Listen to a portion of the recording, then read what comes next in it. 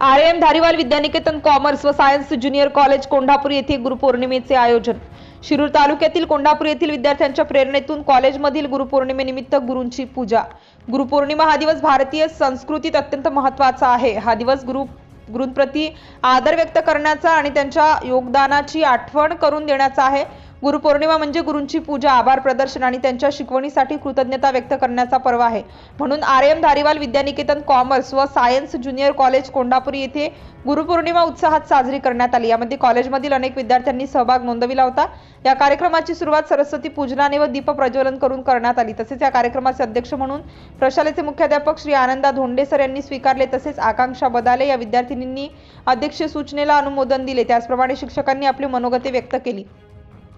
गुरूंविषयी असणारे आचार, विचार, संस्कार आणि आदर्श विद्यार्थ्यांनी आपल्या जीवनात निर्माण करावे असे आवाहन भोजने सर यांनी केले। त्याचबरोबर आपली मनोगत व्यक्त करत असताना प्रथम पूजा जाधव, प्रीती रणसिंग, शुभांगी दाते, आरती पांचाळ यांनी आपल्या गुरूंविषयी कृतज्ञता व्यक्त केली।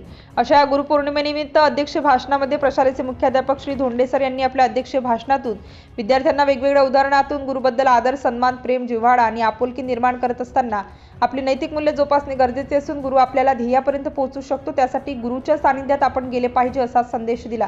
या कार्यक्रमासाठी कॉलेजमधील शिक्षक मनोज कोल्हे, सपकाळ, कार्तिक कुमार भोजने, चंद्रकांत धुमाळ, राजेंद्र व शिक्षिका Nalawade madam, Ashwini madam, Renuka madam, विद्यार्थी, शिक्षक, शिक्षकेतर कर्मचारी हे उपस्थित होते।